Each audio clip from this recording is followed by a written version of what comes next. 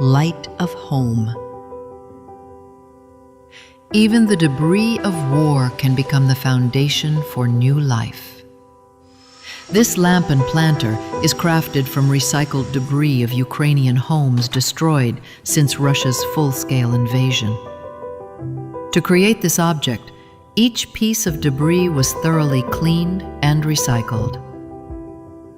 The planter represents life growing back through devastation.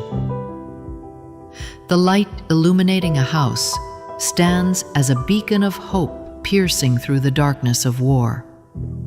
Together, they reflect the resilience of a nation determined to heal and rebuild.